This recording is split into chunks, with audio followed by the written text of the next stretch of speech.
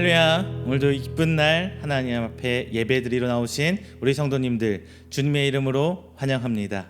이 시간에는 다 함께 찬양하면서 하나님께 감사의 예배를 드리도록 하겠습니다. 하나님은 너를 만드신 분, 함께 찬양합니다.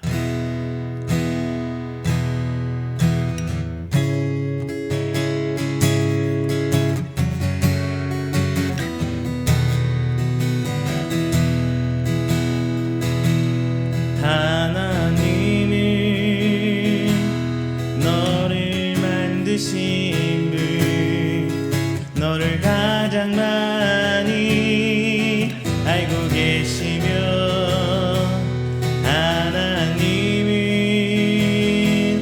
너를 만드신 분 너와 가장 깊이 이해하신단다.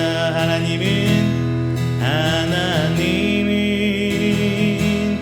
너를 지키시는 분 너를 절대 포기하지 않으며 하나님은 너를 지키시는 분 너를 쉬지 않고 지켜보신단다.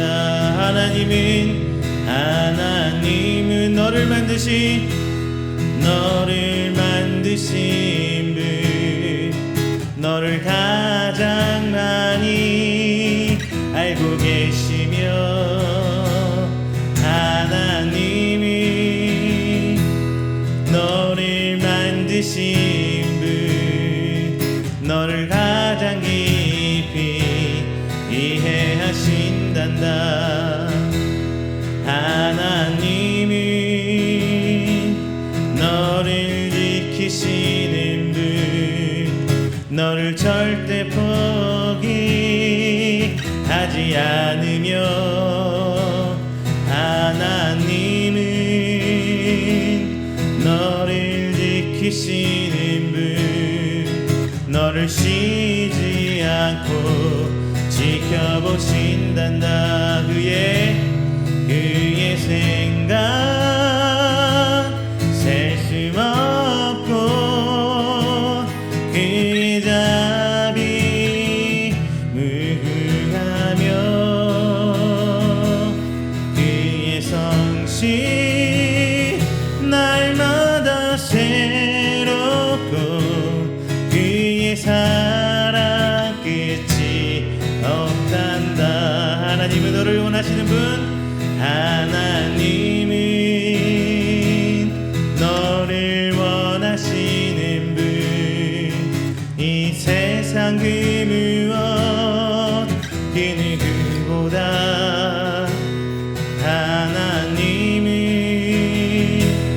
너를 원하시는 분 너와 같이 있고 싶어 하신단다. 하나님은 너를 인도하는 분 광야에서도 폭풍 중에도 하나님은 너를 인도하는 분 푸른 초장 위로 인도하신단다.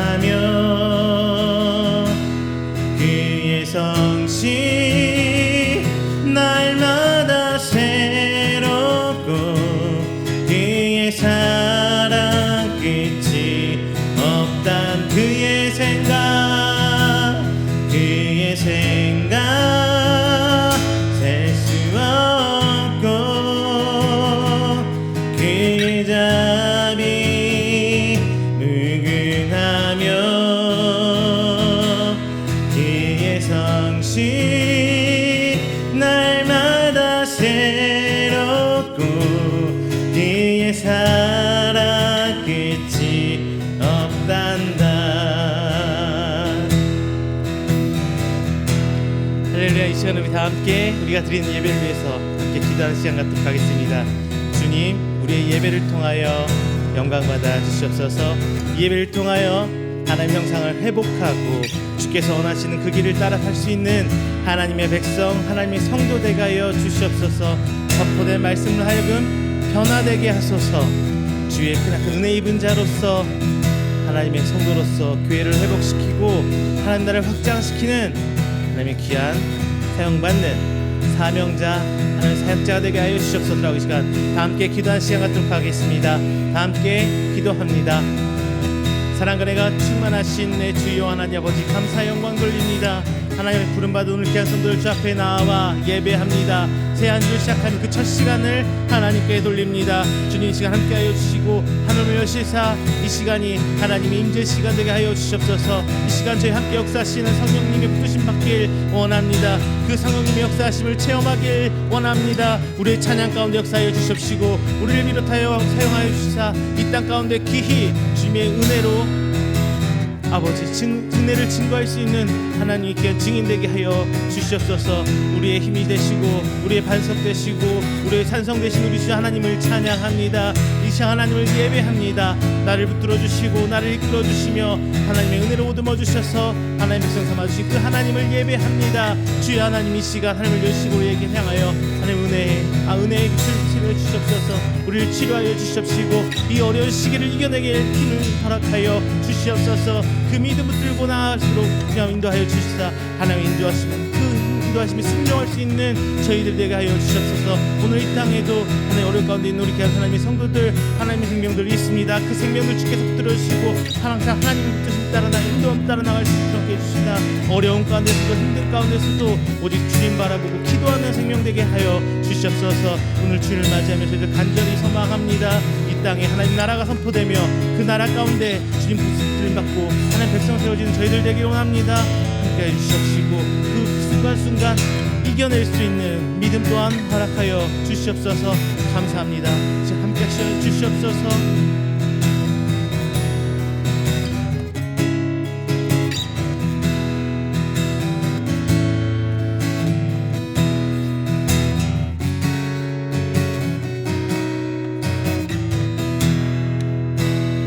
모든 걸음 대신에 우리 찬양합니다. 주님 내 길 아시네. 흔들린 그 길에도 함께해. 주님 내 길 아시네. 멈춰진 나의 삶에도 늘 함께해. 주님 내 길 아시네. 흔들린 그 길에도 함께해. 주님 내 길 아시네. 멈춰진 나의 삶에도 늘 함께해. 나의 힘이 되신 주 항상 같은 곳에서 주가 나의 도움 되시네. 나의 길이 되신 주 변함없으신 계획 주가 나의 모든 것을 내시네. 주님 내 길 아시네. 주님 내 길 아시네. 흔들린 그 길에도 함께해. 주님 내 길 아시네. 멈춰진 나의 삶에도 늘 함께해. 주님 내 길 아시네.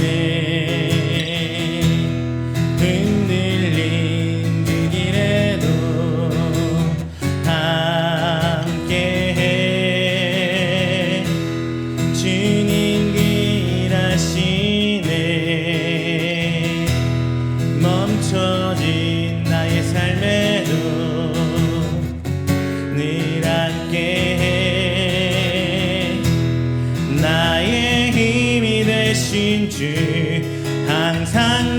같은 곳에서 주가 나의 도움 되시네. 나의 길이 되신 주 변함없으신 계획, 주가 나의 모든 걸음 되시네. 나의 힘이 되신, 나의 힘이 되신 주 항상 같은 곳에서 주가 나의 도움 되시네. 나의 길이 되신 주 변함없으신 계획, 주가 나의 모든 걸음 되시네. 나의 힘이 되신, 나의 힘이 되신 주 항상 같은 곳에서 주가 나의 도움 되시네. 나의 길이 되신 주 변함없으신 계획, 주가 나의 모든 걸음 되시네. 은혜 아니면 살아갈 수가 없네.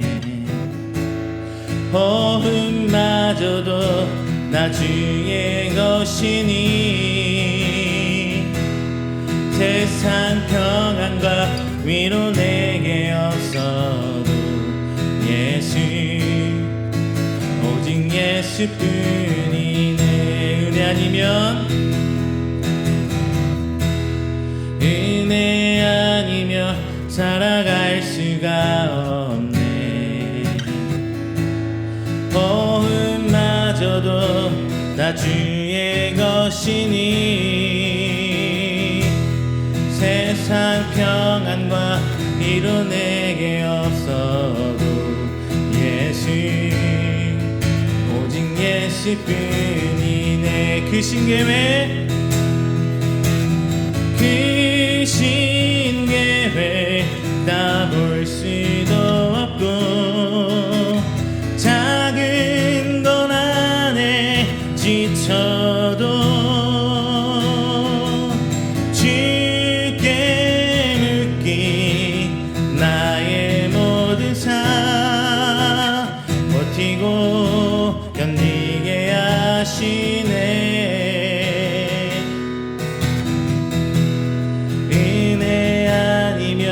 살아갈 수가 없네.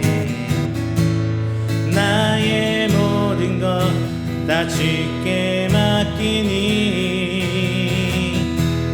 참된 평안과 위로 내게 오신 주 예수, 오직 예수뿐이네. 은혜 아니면 살아갈 수가 없네. 은혜 아니면 살아갈 수가 없네. 호흡마저도 나 주의 것이니 세상 평안과 위로 내게 없어도 예수, 오직 예수뿐이네. 그 다 볼 수도 없고 작은 고난에 지쳐도 주께 묶인 나의 모든 삶 버티고 견디게 하시네. 은혜 아니면 살아갈 수가 없네. 나의 모든 것 다 주께 맡기니 참된 평안과 위로 내게 주신 주 예수, 오직 오직 예수뿐이네.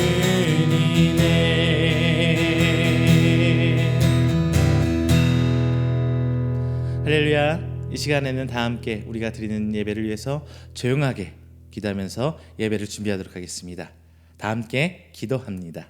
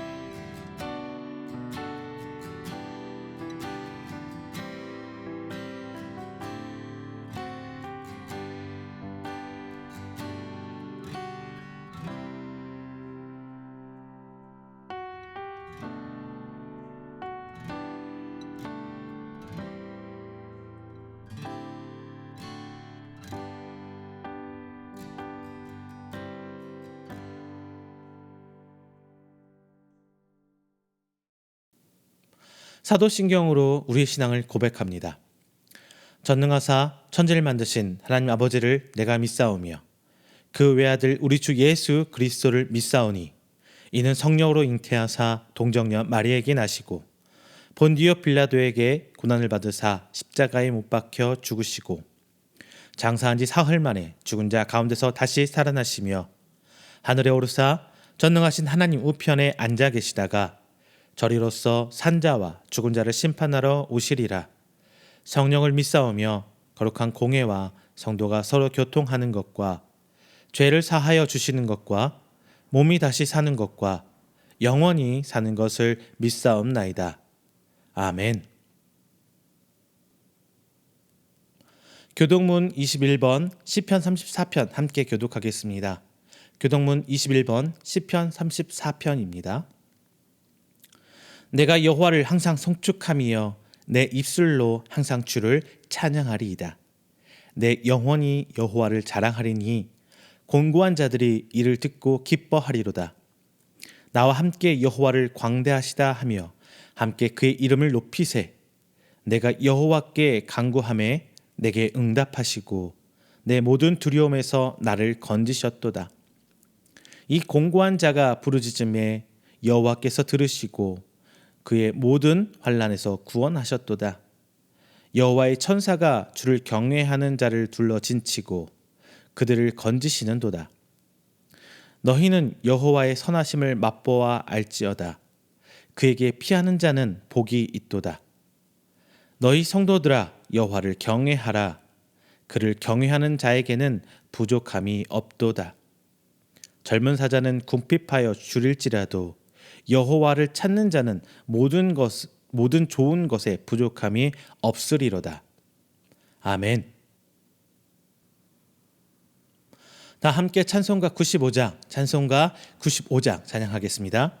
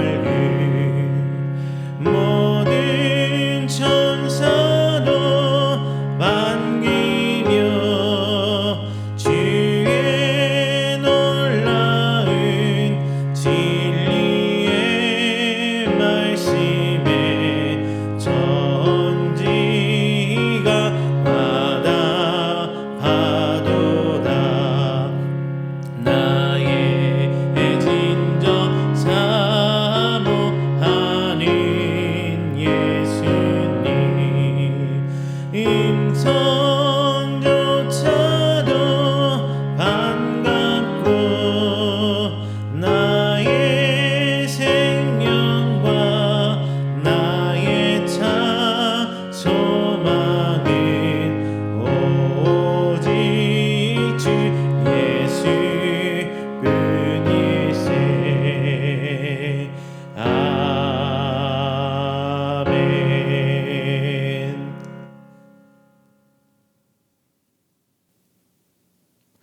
이 시간에는 우리가 함께 드리는 이 예배를 위해서 제가 대표로 기도하도록 하겠습니다. 다 함께 기도합니다. 사랑과 은혜가 충만하신 우리 주 하나님 아버지, 감사와 영광 돌립니다.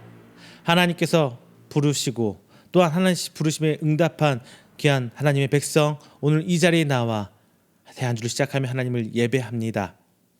주님, 저희들 가운데 하나님의 귀한 뜻을 세우시고 그 뜻으로 하여금 우리가 나아가야 길을 제시해 주신 하나님, 오늘 예배를 비로소 다시 한번 하나님 말씀 앞에 순종하고자 나옵니다. 선포된 말씀으로 회복해 하여 주시옵시고 죄된 나의 모습은 내려놓고 나의 생각과 나의 교만은 오늘 이 시간 내려놓고 오직 하나님 앞에 나가는 믿음의 순종으로만 채워 주시옵소서. 부족한 것 모두 하나님께 내어 맡깁니다. 그 순간순간 아버지께서 이루실 것에 대한 기대로만 나아갑니다. 주님 아버지, 오늘 이 믿음을 회복시켜 주시옵소서. 오늘 하나님께 나오는 귀한 성도들 치료의 손길을 얹어 주시사 저들의 심령과 저희들의 삶과 저희들의 육체를 하나님 치료하시고 회복시켜 주시옵소서. 간절히 저희들 함께 뜻을 모아 이 시간 기도합니다. 우리 예배를 통하여 하나님 영광 받아주시고 이 예배를 통하여 우리가 다시금 하나님 앞에 나아갈 수 있는 귀한 시간 되게 해주시며 회개의 시간, 변화의 시간, 회복의 시간, 치료의 시간, 내 가슴을 하나님께 모든 거 내어 드리는 그 하나님을 향한 예배의 시간이 될 수 있도록 주님 이 시간을 붙들어 주시옵소서. 선포된 말씀 위에 저희들 기도합니다. 말씀 앞에 겸손하길 원합니다. 주님, 말씀 앞에 저희들이 순종하게 나아가길 원합니다. 하지만 세상은 여전히 우리를 짓누르고 억압하고 여전히 우리는 나약해서 주저앉기도 하고 아버지 어찌할 바를 모르고 헤매고 있습니다. 우리 삶의 등대 빛으로 인도하여 주시고 오늘 선포된 말씀이 내가 나갈 표대가 되게 해 주셔서 오직 이 말씀 부여잡고 오늘 한 주일간도 하나님 은혜 가운데 살게 하여 주시옵소서. 하나님의 보살핌 받게 하여 주시옵소서. 하나님 두 손 아래 내 삶을 의탁하는 귀한 시간 되게 하여 주시옵소서. 오늘 이 시간 시작합니다. 악한 마귀산 틈타지 않게 하시고 오직 하나님께 믿음의 각을 내어 하나님께 온전히 드리는 예배 되길 원합니다. 주님 붙들어 주시옵소서. 지금 이 순간에도 전쟁으로 혹은 세상의 병으로 혹은 재난으로 인해서 어려워하고 있는 생명 있습니다. 하나님 그들에게도 긍휼의 손길 내어 주시사 주님에 대한 희망과 기대를 갖게 하시고 어려운 상황 가운데서 평안을 허락하여 주셔서 저들이 꿋꿋이 그 시기를 이겨내며 하나님께서 내미시는 그 기적의 손을 바라볼 수 있는 그 긍휼도 허락하여 주시옵소서. 오늘 예배를 통하여 하나님을 여시고 동일한 은혜로 우리에게 역사해 주실 하나님을 기대하며 살아계신 예수 그리스도의 이름으로 기도드립니다. 아멘. 오늘 우리가 함께 나누실 말씀은 시편 14편 1절부터 7절까지 말씀입니다. 시편 14편 1절부터 7절까지 말씀, 제가 가진 성경으로 구약 811페이지입니다. 시편 14편 1절부터 7절까지 말씀 함께 봉독합니다. 어리석은 자는 그의 마음에 이르기를 하나님이 없다 하는도다. 그들은 부패하고 그 행실이 가증하니 선을 행하는 자가 없도다. 여호와께서 하늘에서 인생을 굽어 살피사 지각이 있어 하나님을 찾는 자가 있는가 보려 하신즉 다 치우쳐 함께 더러운 자가 되고 선을 행하는 자가 없으니 하나도 없도다. 죄악을 행하는 자는 다 무지하냐. 그들이 떡 먹듯이 내 백성을 먹으면서 여호와를 부르지 아니하는도다. 그러나 거기서 그들은 두려워하였으니 하나님이 의인의 세대에 계심이로다. 너희가 가난한 자의 계획을 부끄럽게 하나 오직 여호와는 그의 피난처가 되시도다. 이스라엘의 구원이 시온에서 나오기를 원하도다. 여호와께서 그의 백성을 포로된 곳에서 돌이키실 때에 야곱이 즐거워하고 이스라엘이 기뻐하리로다. 아멘. 할렐루야, 반갑습니다. 지난 한 주간도 하나님 은혜 가운데 평안하셨습니까? 한 주간 행복하셨나요? 여러분 왜 하나님 믿고 사세요? 여러 가지 이유가 있겠지만 가장 큰 거는 행복하게 살기 위해서 하나님을 더 부여잡고 있지 않나 싶습니다.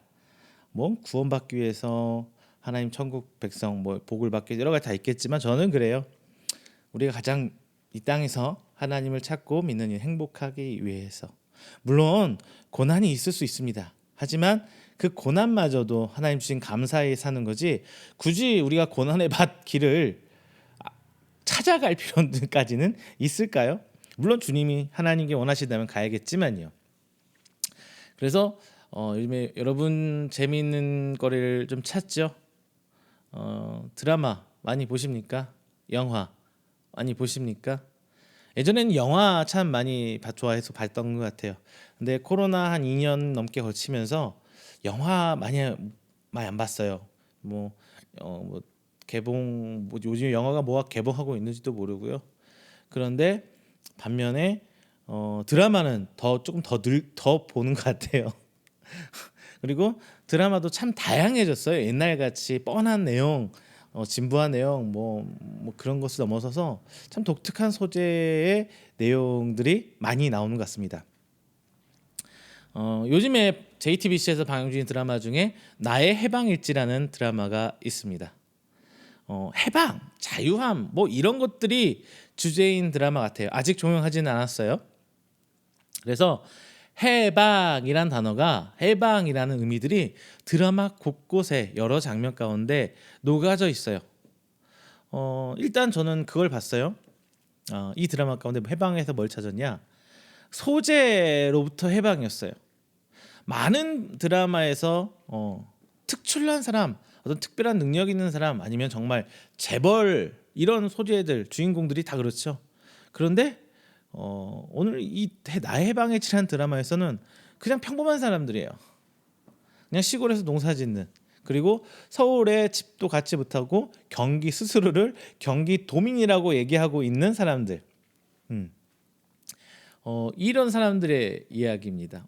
소재부터 일단 해방이 됐어요. 그리고 화려한 CG와 어떤 액션 아니면은 어떤 눈물 콧물 짜게 하는 심파 이런 거로부터 해방이 됐어요. 그냥 시종일관 드라마 분위기가 잔잔하게 흘러가요. 그리고 앵글 전환, 화면 전환도 빠르지 않아요. 그냥 따라가요. 그래서 요즘 드라마 옛날에는 대하 드라마에서 40 몇 부작, 80 몇 부작까지 있었던 것 같아요. 이런 느릿한 전개에서 굉장히 속도감 있게 최근 추세가 빨라지고 있죠. 그러다 보니까 미니 시리즈 옛날에 24부작, 20부작 이러다가 16부작으로 들었는데 최근 추세는 12부작으로 더 짧아졌어요. 그만큼 드라마들 내용 전개가 굉장히 빨리 이루어지고 있다는 거예요. 이거는 좀 우리의 어떤 감성적인 측면에서 우리의 분위기가 삶의 분위기가 너무 빨리로 흘러가고 있지 않나 그런 생각도 들게 하는데요. 여튼 굉장히 넉넉하게 이런 빠릿빠릿한 속도감이 드라마에서 보이지 않아요.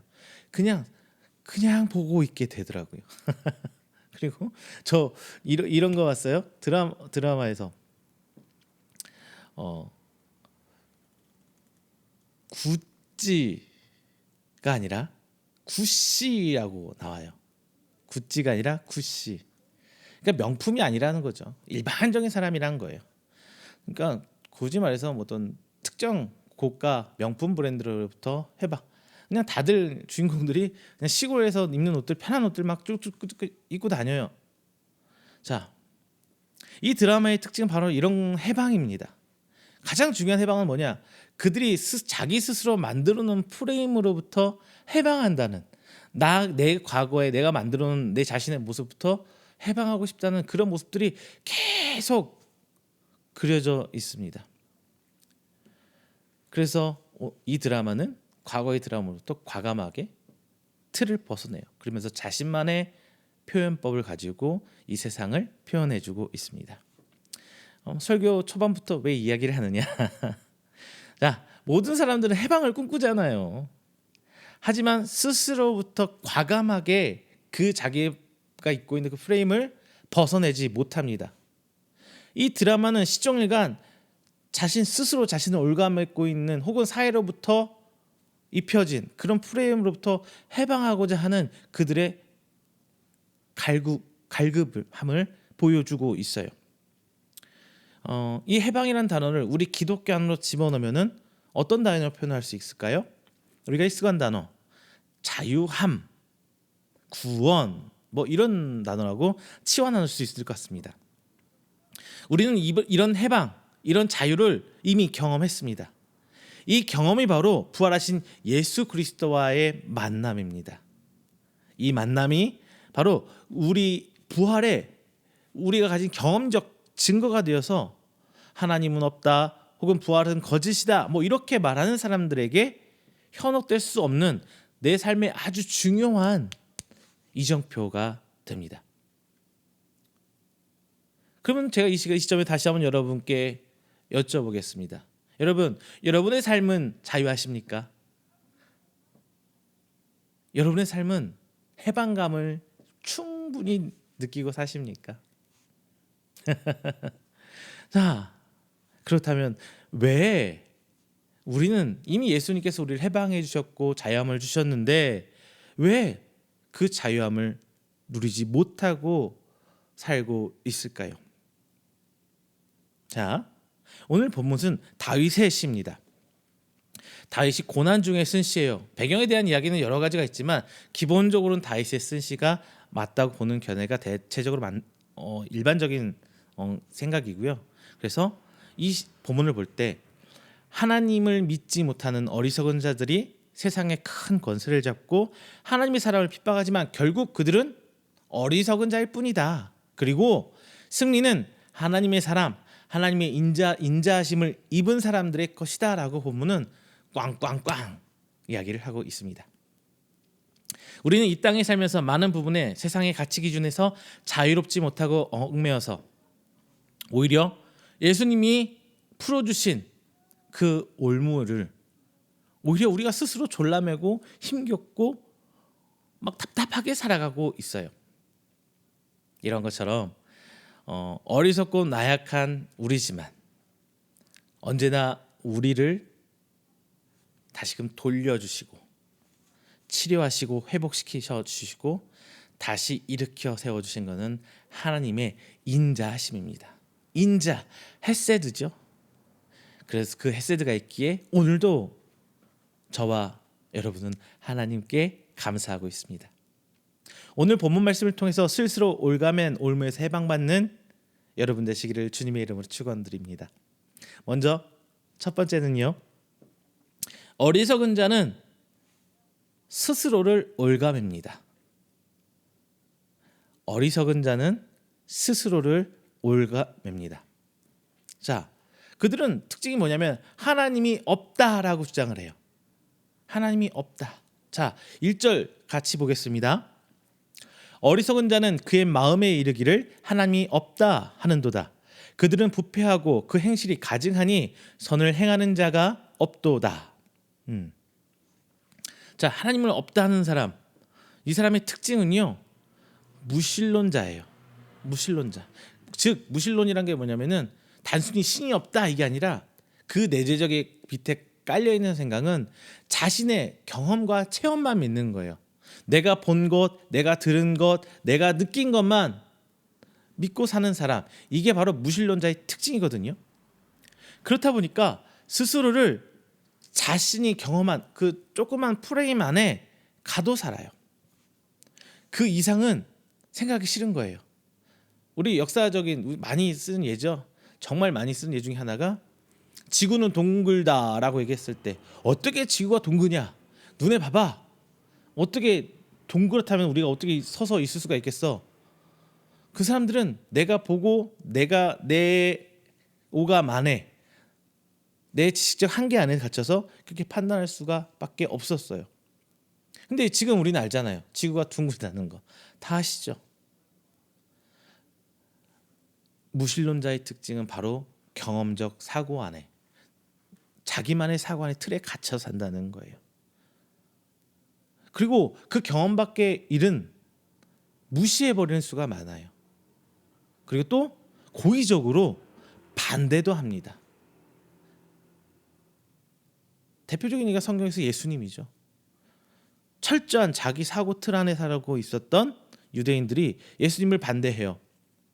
그리고 예수님이 부활하시고 천국까지 가셨건만 여전히 예수님의 제자들, 크리스찬들을 핍박하고 반대합니다. 제일 앞장섰던 사람들이 바로 유대인이에요. 이것처럼 이런 무신론자의 특징, 자기의 경험 안에 갇혀 사는 사람들은 우리 교회 안에도 존재합니다. 그들에도 분명히 하나님에 향한 열정이 있어요. 유대인들 하나님에 대한 열정이 없었다면 그렇게 할 수가 없어요.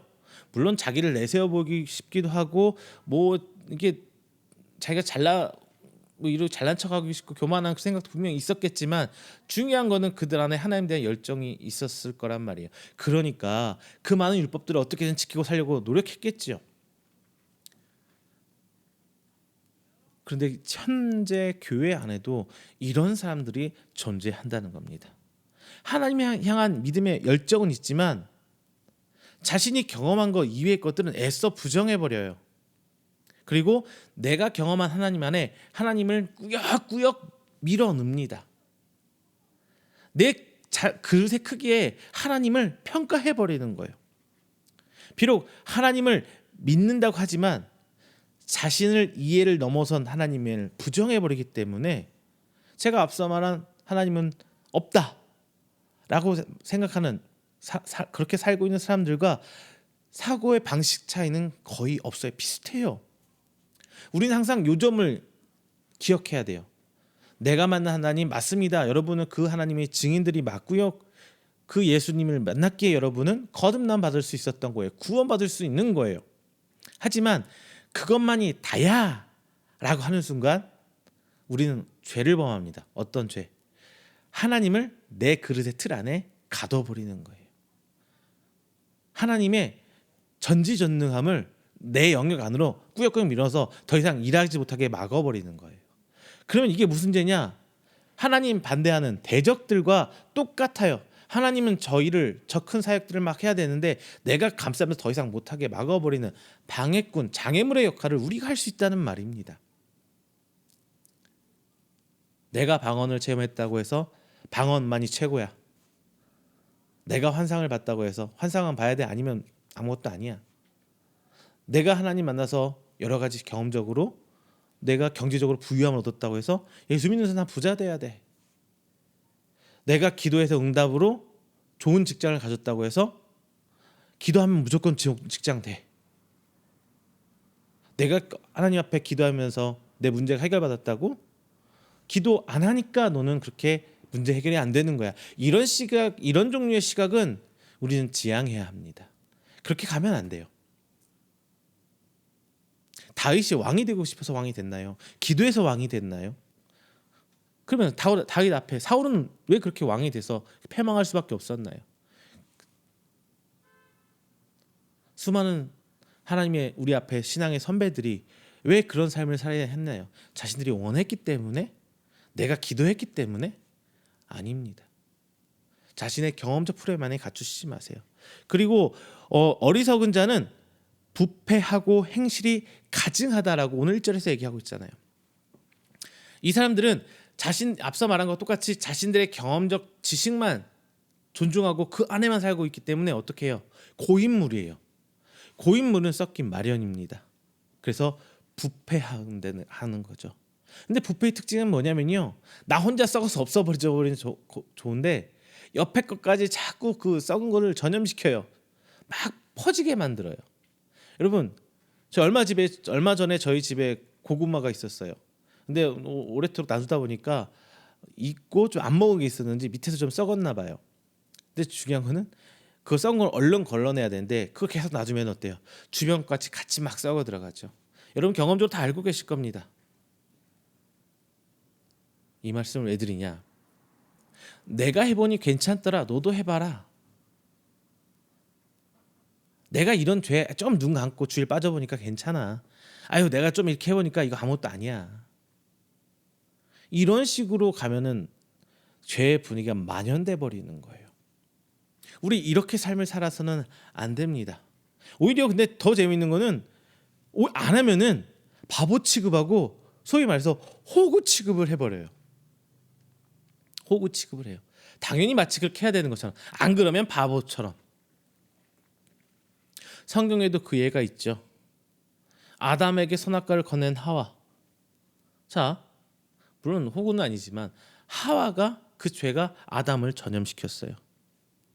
그랬을 때 절대선이신 하나님 보시기에는 그 모든 것들이 네가 주라고 했던 저랬거든 똑같이 가증한 죄일 뿐이에요.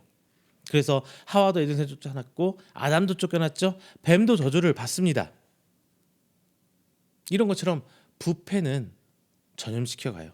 굉장히 그 전염력이 강해요. 저 사람 됐으니까 나도 괜찮겠지? 이런 식으로. 여러분 안에 아직 어리석음이 있습니까? 있을 수밖에 없어요.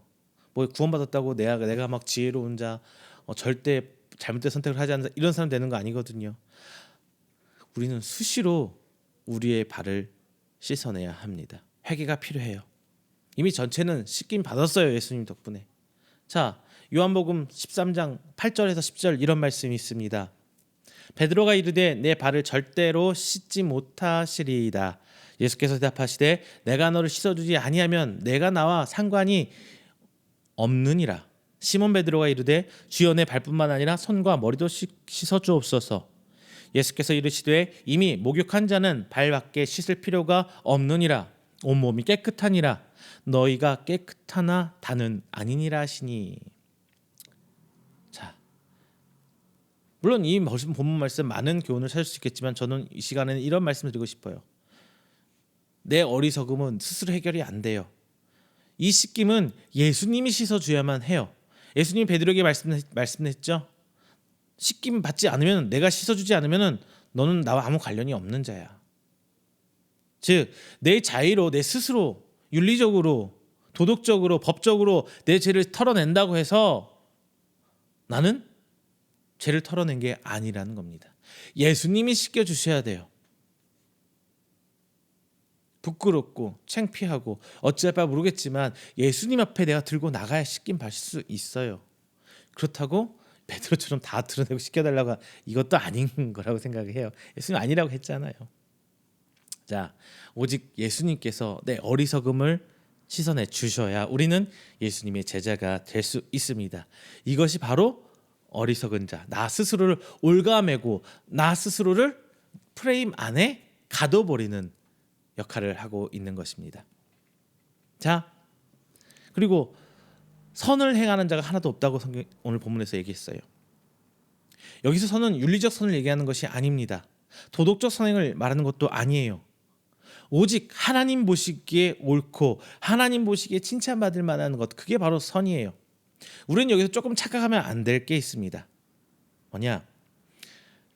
하나님의 선, 하나님이 구약이나 특히 신약에는 많이 없는데 구약 보면은 막 어린아이까지 다 죽여버린 정복전쟁 과정에 나오는 일들, 어린아이가 무슨 죄야, 뭐 이런 장면들이 가끔 나와요.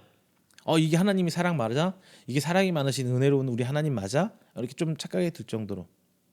하지만 우리는 여기서 착각을 하면 안 돼요.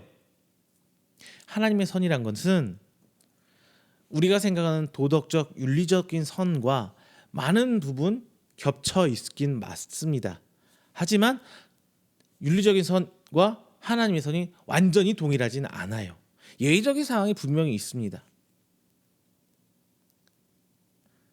그런데 이 예외적인 상황이 어디서 일어나느냐? 하나님의 원대한 구원 사역 안에서 특별한 경우에만 가끔 일어나는 거예요. 매번 일어나는 상황은 아니에요. 보통은 하나님께서 은혜로 사랑으로 다 보듬어 주세요. 하나님께 오고자 한 자는 그냥 하나님 항상 품어주셨어요. 내치시거나 그러지 않아요. 특별한 경우, 정복전쟁이라는 특별한 상황에서 예수님도 마찬가지였죠. 다 용서해 주잖아요. 용서 어떻게 하느냐? 7번씩 70번이라도 용서하라고. 무조건 다 나와 생각이 다르고 하나님 뜻과 배척된 자라고 해서 다 배척하고 다 던져버리고 배타적으로 살아라는 게 성경의 말씀이 아닙니다. 우리는 그들을 품을 수 있을 정도로 넓은 신앙적 그릇을 갖고 있어야 돼요. 그래서 하나님의 절대명령 10계명, 특별히 하나님과 우리 사이의 계명인 1에서 4계명을 보면은 하나님이 직접적으로 개입하는 사역에서 하나님께서 직접 끌고 가는 이 상황에서만 부딪히지만 예외적인 상황이 발생하고 있어요. 그렇지만 우리의 삶에서 율법의 모든 상황 앞에서 하나님 앞에는 우리는 대치될 수밖에 없어요. 즉 우리가 율법을 다 지킬 수 없는 상황, 하나님 앞에 죄인일 수밖에 없는 상황. 그런데 이것을 하나님께서 품어주셨다는 겁니다. 즉 하나님 앞에 인간의 선이라는 존재할 수 없는 것이 되는 거예요. 이게 바로 어리석은 자들의 세 가지 특징이었습니다. 그러면 두 번째로는 하나님께서는 이제 그 올무에서 우리 인간을 해방시켜 주십니다. 해방시켜 주십니다. 우리 모든 인간은 이미 에덴 동산에서 나오면서부터 올무에 얽매인 어리석은 상태, 죄된 상태, 죽을 수밖에 없는 상태가 되었잖아요. 근데 그 상태에서 하나님은 언약을 세우시고 그들을 하나님 백성을 품어주시고 이끌어내 주세요. 2절 함께 봅니다. 여호와께서 하늘에서 인생을 굽어 살피사 지각이 있어 하나님을 찾는 자가 있는가 보려 하신즉. 여기서 보면은 지각이 있는 사람, 지라는 단어가 나오는데 지각, 즉 지혜로운 사람입니다. 앞서 첫 번째에서 얘기한 어리석은 사람과 완전히 대치되는 단어입니다. 그런데 하나님께서는 바로 이 지각이 있는, 즉 지혜로운 사람을 찾고 계십니다. 잘 보세요. 잘 보세요. 하나님은 지혜로운 사람을 찾는다고 하셨죠. 즉 하나님을 찾는 사람은 선한 사람을 찾는다고 성경에 있지 않아요. 선한 사람을 찾지 않습니다. 우리 이거 잘 알아야 돼요. 하나님은 선한 사람을 찾지 않아요. 지혜로운 자. 좀 이따 다시 말하겠지만 하나님을 찾는 것이 지혜롭다고 말하고 있어요. 하나님을 찾아오는 이 지혜를 가진 사람을 하나님께서는 찾고 계십니다. 하나님이 찾는 사람은 권력자도 아니에요. 부자는 더더욱 아닙니다. 하나님께서 찾는 사람은 지혜로워서 하나님을 찾는 사람이에요. 즉 하나님을 찾는 사람이 지혜롭다라고 성경은 결론을 꽝꽝꽝 짓고 있는 것이에요. 하나님의 존재를 인정하고 하나님을 찾음으로 내 자신이 부족함을 인정하고 그 부족함을 하나님으로부터 채우려고 하는 사람, 하나님께 의지하려고 하는 사람이 바로 지혜로운 사람입니다. 세상은 이미 갖춰진 사람을 찾으려고 해요. 그게 우리식대로 바꿔 말하면 스펙이라는 단어가 됩니다. 물론 하나님이 찾는 사람도 스펙이 존재하긴 해요. 그런데 그 스펙이란 게 세상은 자격증, 이미 내한테 막 덕지덕지 붙여져 있는 여러 가지 조건들이 스펙이 되는 거고, 하나님 앞에 찾는 스펙은 오늘 본문에서는 딱 한 가지 얘기해요. 하나님을 찾는 사람, 지혜롭게 하나님을 찾는 사람을 하나님께서 찾고 계신다라고 성경 오늘 본문에서는 이야기하고 있습니다. 오늘 본문은 다윗의 말씀이잖아요. 다윗의 생각에는 본인을 포함해서 하나님 기준의 선한 사람은 단 한 명도 없다고 얘기를 해요. 어리석고 부패하고 가증한 사람만 존재한다고 다윗은 얘기를 합니다. 자신을 포함하고 다윗 스스로를 포함도 한 거예요. 하지만 하나님께서는 선한 사람을 찾는 것이 아니라 다윗 스스로 본인처럼 오직 하나님만 찾고 의지하는 사람을 하나님께서도 역시 찾고 계신다는 것을 분명히 밝히고 있습니다. 단순히 찾는 자는 어떤 문자적 의미를 넘어서서 하나님을 찾아와서 하나님의 뜻을 묻고 그 답을 구하는 사람을 여기서 지혜로운 사람, 하나님을 찾는 사람, 그리고 하나님께서 찾는 사람이라고 얘기를 합니다. 여러분은 하나님을 찾고 계십니까? 예수 그리스도를 찾고 계십니까? 성령님을 찾고 계십니까? 다 같은 말이지만요. 중요한 것은 내 필요를 채워줄 존재를 찾고 있는 건가? 아니면 나의 주인, 나의 주권자, 나의 왕 되신 분을 찾고 있는 것인가? 이 주제에 대한 구분선은 분명히 갖춰야 합니다. 종의 필요를 주인이 채워주는 건 당연해요. 먹을 것도 챙겨줘야죠, 옷도 챙겨줘야죠, 아프면 치료도 좀 해줘야죠. 그렇죠? 그 필요를 채워주는 건 당연해요. 하지만 이것을 말 그대로 필요를 구하는 거지, 필요를 채워주는 거지, 삶 자체는 오직 주인 거죠. 내가 먹는 게 먼저예요, 주인이 하라고 한 게 먼저예요? 내 먹는 게 먼저가 아니라 하나님께서 하라는 게 먼저예요. 종된 우리는 하나님의 명령을 구하며 살아야 합니다. 우리는 우리 삶의 주인을 찾아야 합니다. 내가 주인 되려는 게 아니라 나의 주인 된 하나님을 찾아가야 된다는 겁니다. 그래서 죄로 이끄는 나로부터, 죄로 향하게 하는 나로부터 해방하고, 나를 선으로 이끌어 주실 주인 되신 하나님, 예수님, 성령님을 찾아야 합니다. 내가 찾을 때 비로소 하나님의 인자하심과 은혜가 발동하게 됩니다. 선한 것 하나 없는 나를 선한 길로 인도해 주시는 그 하나님 만나시게 보시기를, 소망해 보시기를 바랍니다. 세 번째는요, 하나님은 지혜로운 자의 피난처가 되십니다. 죄악을 행하던 사람들은 모두 하나님을 알지 못한 사람이었어요. 혹은 하나님을 알고 들어본 적은 있지만 믿지는 않는 사람들이었어요.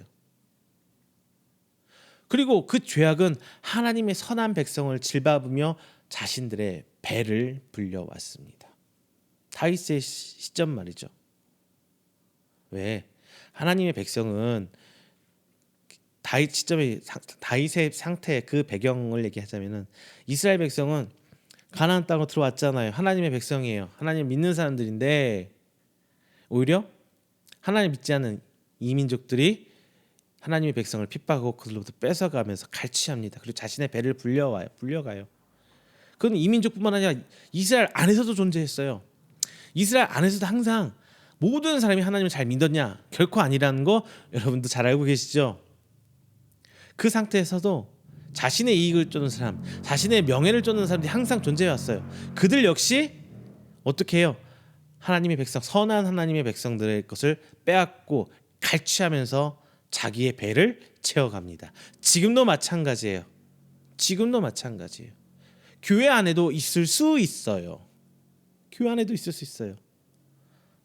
하나님이 선한 백성들의 것을 갈취하고 빼앗으며, 이게 단순히 물질적인 거, 경제적인 측면을 얘기하는 게 아닙니다. 정신적인 거, 신앙적인 것이 될 수 있고요. 악한 것을 투입하는 그 순간순간 다 이 모든 게 환경이 되는 거예요. 하나님은 가진 자와 가진지 못한 자를 가리시지 않습니다. 어떤 사람은 하나님을 잘 믿는 사람은 성공하지 않을 수 없다, 이렇게 말하기도 합니다. 그런데 정확히 말하면 하나님은 우리를 부자로 만드는 게 아니에요. 우리를 축복의 통로로 사용하시는 거예요. 하나님의 은혜가 우리를 통해 확장되도록 하는 과정에서 자기 스스로 하나님의 은혜가 나를 비춰가다 보니까 나도 모르게 부유하게 혹은 평안한 삶을 살 수 있는 거예요. 부자도 아니다, 평안한, 막 양쪽으로 늘려난 게 아니라 평안한 삶을 살 수 있는 거예요. 그런데 간혹 물질적인 측면에서도 그런 게 보이다 보니까 오해를 하는 것 같아요. 오해가 아니죠. 제가 서두에서 처음 첫째를 말씀드린 경험적 사고 틀 안에 갇혀가신 분, 이렇게 되니까 이렇게 되더라, 그러니까 너희도 다 이렇게 될 거야, 이렇게 하면 이렇게 될 거야, 안 하는 사람은 잘못된 거야, 이렇게 결론 지어버리는, 그러니까 오해가 있는 거예요. 축복의 통로는 하나님의 쓰임새에 따라 크게 혹은 작게도 쓰임 받겠죠. 그리고 높은 자리에서 할 수도 있고 낮은 곳에서 그런 일이 일어날 수도 있어요. 넓은 길에서 일어날 수도 있고 좁은 길에서 일어날 수도 있습니다. 혹은 가시밭길에 놓이기도 해요. 이것은 하나님이 정하는 것이지 결코 믿음의 크기, 신앙적 행위의 유무 혹은 어떤 극적인 상황에 따라 만들어지는 것이 아니라는 거예요. 하지만 하나님의 뜻대로 이끄심을 받다 보면 세상 기준에는 호구가 되기 쉽습니다. 호구요. 세상에서는 성공하기 위해서 경쟁하고 밟고 올라가야 되죠. 한정된 재화 그리고 적은 높은 자리에서 뺏어와야 자신이 성공하게 되는 겁니다. 쉽게 말씀드리면 의자 뺏기 놀이예요. 의자 뺏기 놀이. 여러분 의자 뺏기 놀이 생각나시나요? 그러니까 뭐 5명이다 그러면은 의자를 4개 놓는 거예요. 그리고 밖에서 뱅글뱅글 돌다가 호각을 삐 불면은 의자에 앉는 거죠. 그리고 못 앉는 사람은 떨어지고 앉아 있는 사람만 다음 스테이지로 도전하게 되는. 다음 다시 의자 3개, 2개, 1개. 세상은 이렇게 의자를 줄여가면서 경쟁하는 구조입니다. 누군가를 탈락시키고 누군가를 밟고 올라서야 내가 올라가는 경쟁. 이 경쟁을 요구하는 것이 바로 세상의 논리입니다. 그런데 이 논리는 성경의 논리와 대치가 돼요. 성경에서 하나님 나라가 과연 세상과 같은 경쟁 체제입니까? 아니면은 하나님을 믿고 사는 성도들이 다 함께 행복한 유토피아입니까? 누군가는 이렇게 말하는 사람도 있습니다. 천국은 침노하는 자의 것이다. 마태복음 11장 12절 말씀입니다. 제가 본장 읽어드립니다. 세례 요한의 때부터 지금까지 천국은 침노를 당하나니 침노하는 자는 빼앗느니라. 자, 이 말씀이 과연 성도 간의 경쟁을 촉구하는 말씀으로 보이십니까? 그렇게 믿고 계십니까? 제가 그러면 해석을 다시 해드릴게요. 이 말씀은 이제 쭉 이 본문 말씀만 딱 떼어서 보면은 경쟁으로 보일 수가 있어요. 하지만 이 말씀을 왜 하셨는지, 그래서 어떻게라는 걸 계속 꾸준히 봐야 된다. 앞뒤 말씀 다 봐야 된다고 제가 누누이 강조하고 있죠. 자, 본문 말씀은요. 예수님께서 말씀을 듣고도 회개하지 않는 자신을 단단하게 만들어서 예수님의 말씀이 그 진리가 1도 들어가지 않은 그 유대인들을 향해서 하신 말씀입니다. 이 유대인들은 이미 자신들이 하나님의 선민, 하나님의 유일한 백성이 바로 우리야라는 이렇게 교만으로 똘똘똘 뭉쳐진 상황이에요. 그리고 율법주의적인 사고방식에 찌든 유대인들에게 예수님이 아무리 천국의 복음을 전하고 하나님의 말씀을 전하고 내가 바로 하나님께서 약속한 그 메시아라고 아무리 외쳐도 아무도 믿질 않는 거예요. 회개하고 어서 빨리 천국의 백성이 되라고 예수님이 아무리 얘기를 해도 말을 듣지 않는 거예요. 그래서 어서 빨리 하나님 이 복음을 듣고 돌아와서 회개하고 돌아와서 하나님의 백성이 되라라고 하나님 회개를 좀 공격적으로 회개를 촉구하는 장면의 말씀이 바로 이 말씀입니다. 천국을 향한 적극적 회개와 그리고 적극적으로 하나님을 찾아 묻고 순종하라는 말씀이 본문 말씀이지 성도들 간의 경쟁을 얘기하는 얘기, 누가 먼저 하냐, 누가 먼저 작전 기도를 안 하냐, 누가 먼저 뭐 헌금을 더 많이 하느냐, 누가 먼저 뭐 하나님 앞에 더 많은 것을 내어 보이느냐, 이런 경쟁이 아니라는 거예요. 오히려 성경은 약자를 절대 보호하고 있습니다. 그리고 이 어려운 상황, 그 약자들이 경험한 그 지금 처한 상태, 그 상황을 하나님의 시험 혹은 연단의 과정이라고 성경은 표현해주고 있습니다. 그리고 또 하나 달란트 비유 한번 생각해 보세요. 달란트 비유에서도 결코 5달란트 남긴 자를 더 편애하거나 하나님께 더 칭찬하지 않으세요. 2달란트 남긴 자가 똑같이 한단 말이에요.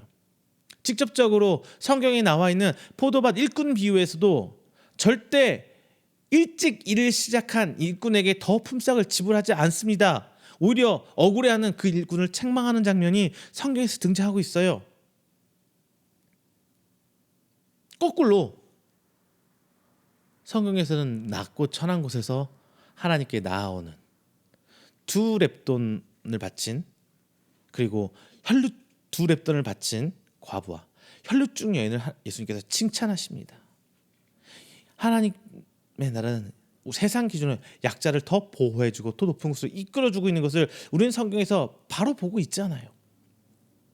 앞서 말씀드린 것처럼 죄악을 행하는 자는 하나님 백성을 먹어버리는, 삼켜버리는 죄인으로 표현합니다. 4절 읽어드립니다. 죄악을 행하는 자는 다 무지하니야. 그들이 떡 먹듯이 내 백성을 먹으면서 여호와를 부르지 아니하는도다. 하나님의 백성을 부패시켜버리거나 자기 죄악으로부터 똑같이 전염시켜서 부패시켜버리거나 혹은 그들을 삼켜버리면서 자기 배를 불리고 있는 그 죄악된 사람들, 그 죄인들. 근데 이 죄인들은 결코 원래 주인이지, 자기들이 재물 삼아버린, 내가 썩게 만들어버리고 내가 삼켜버려서 나를 더 늘린 그 대상의 원래 주인인 하나님, 그 하나님을 결코 찾지 않는다는 거예요. 눈치를 안 본다는 거예요. 내가 썩어버린 것의 주인이 누군지, 내가 빼앗아온 것의 원래 주인이 누군지 전혀 신경 쓰지 않는다는 거예요. 하나님조차 무시하는 상태를 오늘 본문 성경에서 얘기하고 있습니다. 지금 세상이 딱 그래요. 우리 성도를, 하나님을 신실하게 믿고 나가는 우리 성도들을 오히려 호구 취급하고 이용해 먹고 약자로 만들어내면서 밟고 빼앗으면서 하나님을 두려워하기는커녕 떳떳하게 내 것이로, 처음부터 내 것인 양 살아가는 세상의 악인들, 교회 안에서 이러한 동일한 죄를 범고 있는 분들, 우리는 기억해야 합니다. 이때 우리가 반드시 기억해야 하는 게 있어요. 비록 세상 보기에는 내가 호구같이 보이고 내가 바보같이 보일지언정 우리는 그 상황을 두려워해서는 안 됩니다. 오히려 우리가 빼앗긴 것 때문에 화가 나고 빼앗긴 거 또 뺏기고 두려워하고 움츠리고 있다면 우리는 진짜 호구가 되는 거예요. 우리는 패배자가 되는 겁니다. 오히려 그들이 하나님을 두려워하고 하나님 백성된 우리를 두려워하기 위해서는요, 그들 앞에 당당해지십시오.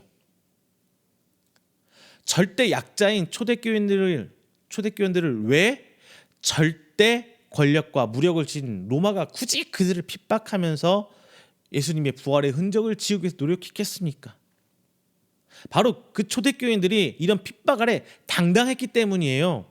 죽음 앞에서도 그들은 하나님을 찬양했고요, 예수 그리스도의 가르침을 따랐습니다. 그리고 성령님의 인도하심 아래 그것을 이겨냈어요. 그리고 당당히 그들은 천국에 입성했습니다. 죽음 앞에서 당당한 그들이에요. 그렇기 때문에 로마 제국은 기독교인들이 무섭고 두려웠던 거예요. 오히려 그들 총칼 앞에 움츠리고 도망가고 예수님을 배반하고 돌아갔다면 두려울 게 없죠. 두려워하지 않죠. 얘는 마음대로 살아, 아무렇지도 않은 사람이야. 그런데 자신 스스로 두려운 상대로 여기게 만들었던 게 바로 초대교인이었어요. 초대교인이 능력이 있어서, 권력이 있어서, 군사력이 있어서, 돈이 많아서, 뭐가 있어서 로마를 긴장시킨 게 아니에요. 하나님 말씀 앞에 당당하게 나갔기 때문이에요. 또 하나 성경의 구약 오늘 본문 말씀에 있죠. 역사적으로 블레셋은 어떤 민족이냐면 철기 문화권이에요. 이 당시가 철기와 청동기가 혼재하던 시기였다고 해요. 블레셋은 철기 문화권에서 굉장히 대단한 나라예요. 철을 다루는 무기도 철제 무기죠. 반면에 이스라엘은 어때요? 광야에서 걸러오면서 자기네들 뭐가 있겠어요? 구태야 청동기 문화를 갖고 있는, 청동기 무기를 갖고 있는 이스라엘 백성, 번쩍번쩍한 철로 만든 무기를 갖고 있는 블레셋과 삐실삐실 찌실찌실한 이 청동기 가진 이스라엘. 자, 왜 그 강력한 블레셋이 굳이 이스라엘을 핍박하고 그들을 두려안고 그들을 대적을 했을까요? 왜? 이스라엘 백성이 하나님 이름으로 블레셋 앞에 당당히 설 때 자신들이 가진 것으로 당당히 선 게 아니라 하나님의 이름으로 당당히 섰을 때 그들은 승리했어요. 이겨냈잖아요. 그러니까 블레셋은 여호와 이름으로 함께한 이스라엘을 두려워했던 겁니다. 그래서 하나님께서는 이스라엘에게 힘을 주셨고 다윗과 솔로몬 왕 때에 강력한 부국강병을 허락해 주셨습니다. 하지만 이스라엘이 하나님을 잊은 어리석은 자가 될 때 이 모든 것을 잃었고 나라가 갈라지고 망하고 결국 포로 생활 수천 년을 하다가 올해 기준으로 2022년 기준으로 74년 전에야 비로소 다시 이스라엘이라는 나라를 갖게 되었어요. 그것도 하나님 뜻이라기보다는 정치적인 국제 정세적인 이유로 이스라엘 나라가 생겨납니다. 이거 여러분 우리 다 알고 있잖아요. 지금 우리가 부족한 건 바로 이 점이에요. 세상의 권세를 두려워하고 있다는 겁니다. 오히려 세상의 권세를 우리가 추앙하고 있습니다. 그러나 세상이 우리를 두려워하기는커녕 그렇기 때문에 우리를 두려워하기는커녕 우리를 비난하고 손가락질하는 대상을 삼고 있다는 겁니다. 세상은 우리가 가진 것을 빼앗으며 우리를 나락으로 떨어지게 합니다. 하지만 우리는 그 앞에 당당할 필요가 있어요. 왜냐? 우리는 아무리 어렵고 힘들어도 하나님이라는 피난처가 있기 때문입니다. 하나님을 믿지 않는 사람은 모든 것을 빼앗기고 핍박받으면 뒤가 없어요. 더 이상 나락이에요. 하지만 우리는 그렇게 그걸 두려워할 필요가 없습니다. 우리는 하나님이 우리의 피난처가 돼 주시기 때문입니다. 아니, 우리는 이 땅의 백성이 아니라 하나님 나라, 천국 백성이기 때문입니다. 이 세상이 날 대변하는 것이 아니라 우리는 하나님께서 우리를 대변해 주셔야 한다는 것을 믿고 나가야 되는 하나님의 성도란 말입니다. 우리가 대한민국 국민일 때 대한민국이 우리를 보호해주고 우리의 뜻을 대변해주죠. 마찬가지로 우리는 세상에 속한 게 아니기 때문에 세상 기준에 의해서 평가를 당하는 게 아니라 하나님이 나서서 우리의 모습을 비춰내주시는 그건 하나님 몫이에요. 우리 몫이 아니라는 거예요. 이것이 바로 믿음입니다. 이것이 바로 지혜입니다. 이것이 바로 해방입니다. 말씀을 맺겠습니다. 예수님께서는 이미 우리 죄 위해서 핍박받으시고 피 흘려 죽으셨기 때문에 우리는 예수님의 부활과 함께 해방을 받았습니다. 그 부활을 우리에게 허락해 주셨어요. 자유함을 허락받았습니다. 하지만 세상이 다시 우리에게 올무를 던지고 있어요. 혹은 나 스스로 그 올무를 뒤집어 쓰고 힘들어하고 있어요. 이것만큼 어리석은 행위가 어디 있겠습니까? 본문은 말하기를 이것은 어리석은 자의 전형적인 형태라고 이야기합니다. 우리는 이미 허락받은 자유가 있기에 하나님만 찾으면 됩니다. 물론 최종 선택은 내가 내민다고 되는 게 아니라 내가 내민 손을 하나님께서 잡아주셔야 되겠죠. 하지만 이미 하나님께서는 하나님을 찾기만 하면은 하나님이 찾아주신다고 약속하셨어요. 이것이 바로 언약입니다. 왜라는 질문 자체가 필요 없어요. 하나님이 그러시겠다고 약속했기 때문에 우리는 믿고 아멘하고 손만 내밀면 되는 거예요. 바로 이것이 믿음이에요. 다만 내게 내밀어 주시는 하나님의 손길이 매번 다 보이는 것은 아닐 겁니다. 그리고 세상의 유혹과 핍박을 이겨내기도 쉽지도 않아요. 하나님의 손도 매번 보이는 게 아니고 세상의 유혹과 핍박도 어려워요. 그렇다 보니까 주저앉을 때도 있습니다. 혹은 저 구석에 처박혀서 웅크리고 있을 때도 있어요. 하지만 우리 함께 기도합시다. 7절 말씀, 이스라엘의 구원이 시온에서 나오기를 원하도다. 여호와께서 그의 백성을 포로된 곳에서 돌이키실 때 야곱이 즐거워하고 이스라엘이 기뻐하리로다. 이 말씀처럼 하나님으로부터 구원의 손길이 내게도 드리워지길 기도하길 바랍니다. 하나님을 찾아보십시오. 그렇다면 내 절망의 구렁텅이에서도 하나님께서는 우리를 지켜주시고 끌어올려 주실 것입니다. 그리고 약속하신 언약들이 내게 이루어짐을 보면서 우리는 기뻐하며 감사할 수 있는 상태가 될 줄로 믿습니다. 이것이 바로 나의 해방일기입니다. 나를 세상으로부터 해방시켜 주신 하나님, 나를 죄로부터 해방시켜 주신 예수님, 나를 세상의 핍박으로부터 이길 힘을 주신 그 성령님, 이 삼위 하나님께서 주신 해방을 맛보는 여러분 되시기를 주님의 이름으로 축원합니다. 기도하겠습니다. 사랑이 많으신 하나님 아버지, 감사 영광 드립니다. 하나님께서 귀한 말씀 허락하셔서 지금 어려운 상황에 세상과 타협하려고 하고 나 스스로가 적당히 타협하려고 하는 나의 모습을 오늘 바라봤습니다. 주님, 그 과정에서 나의 어리석음을 오늘 이 시간 고백합니다. 하나님을 찾는 자가 되게 하여 주시옵소서. 하나님을 찾는 그 지혜, 그 결단을 하는 오늘 이 시간이 되게 하여 주시옵소서. 하나님을 찾는 성도들의 기도 소리를 주님 귀 기울여 주시옵소서. 그래서 우리의 내민 손을 잡아 주시옵소서. 그래서 이 땅 가운데 당당히 서길 원합니다. 이 땅 가운데 부끄러워하고 창피하여 숨는 자가 아니라 내 비록 손해보고 내 비록 어려운 길이고 내 가는 길이 가시밭길이고 힘든 길일지언정 하나님 말씀으로 하나님 앞 내세우며 당당히 걸어가서 내가 세상을 두려워하는 것이 아니라 세상이 나를 두려워하게 하여 주시옵소서. 내가 가진 것으로 부끄럽게 여기거나 내 어려움으로 인해서 부끄럽게 여김이 아니라 하나님을 모르고 하나님 앞에 죄를 지었다는 것을 부끄럽게 여기는 믿음의 성도가 되게 하여 주시옵소서. 그래서 어떤 상황에도 좌절하거나 주저하지 않고 하나님께서 피난처 되심을 믿고 나아가는 믿음의 당당한 성도 될 수 있도록 주님 아버지 붙들어 주시옵소서. 이 모든 말씀 살아계신 예수 그리스도의 이름으로 축복하며 기도드립니다. 아멘. 다 함께 찬송가 341장 하시면서 준비하신 예물 하나님께 봉헌하도록 하겠습니다. 찬송가 341장입니다.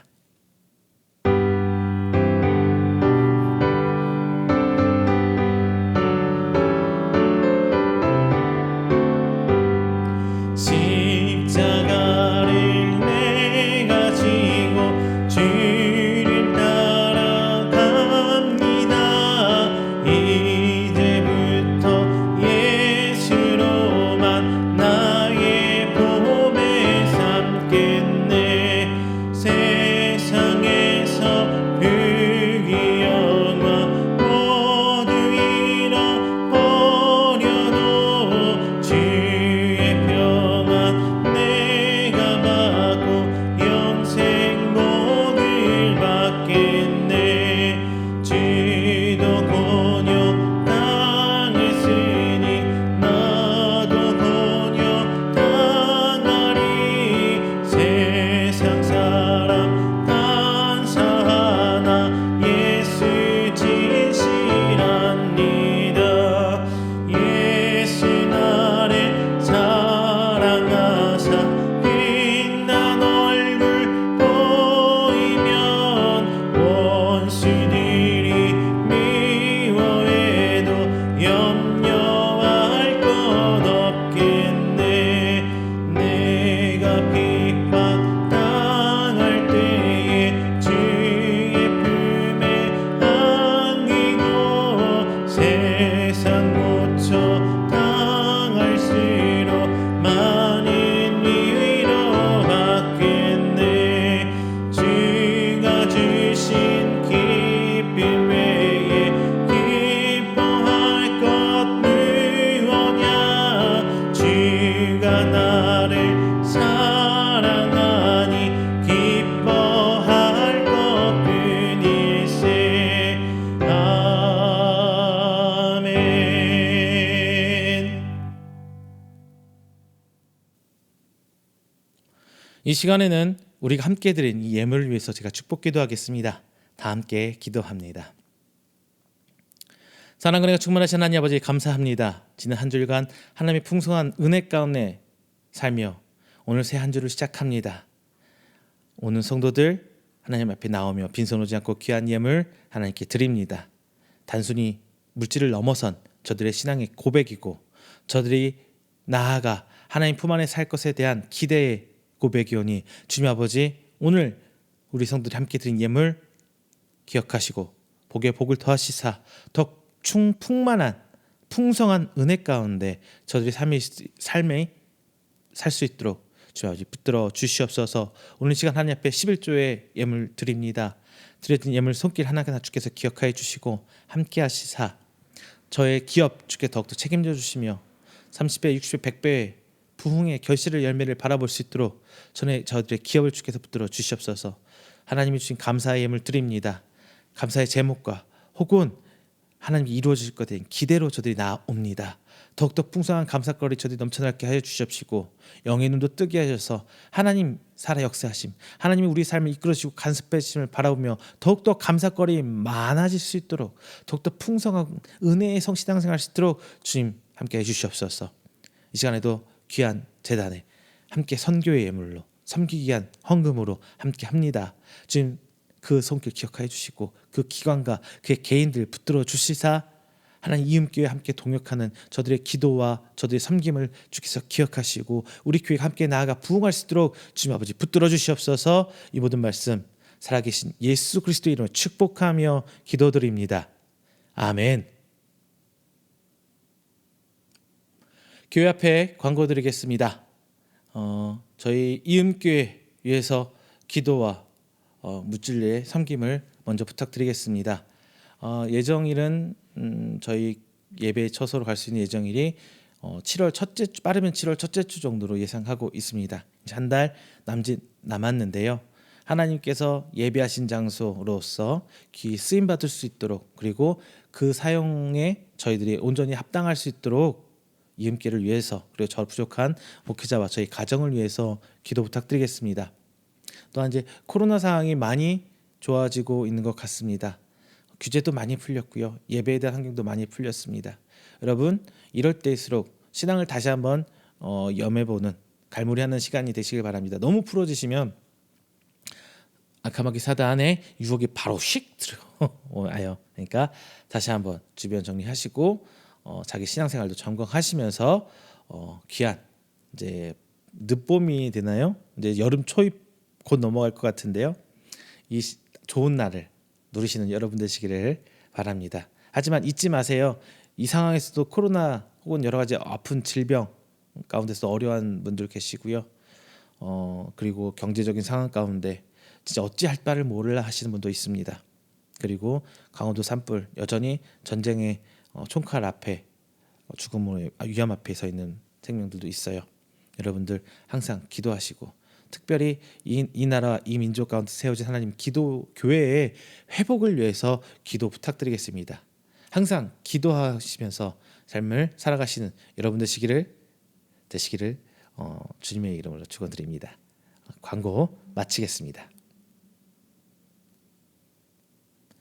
찬송가 29장 하시고 축도로 오늘 예배 마치도록 하겠습니다. 찬송가 29장입니다.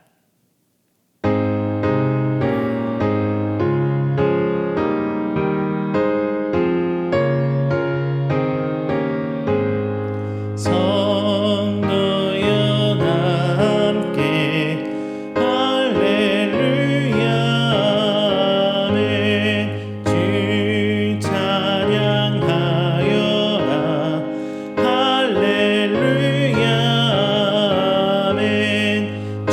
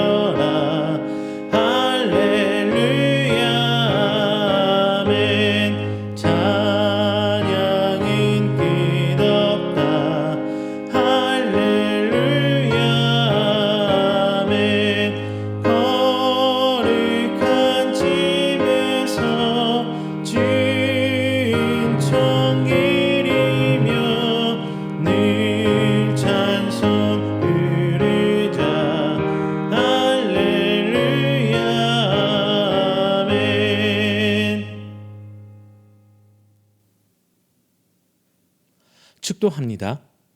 여호와는 내게 복을 주시고 너를 지키시기를 원하며 여호와는 그의 얼굴을 내게 비추사 은혜 베푸시기를 원하며 여호와는 그 얼굴을 내게로 향하여 두사 평강 주시기를 원하노라.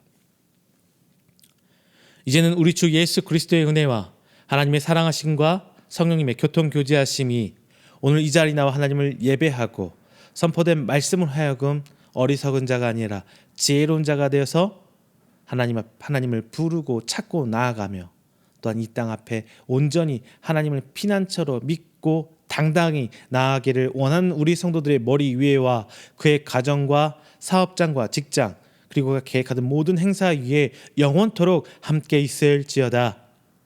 아멘.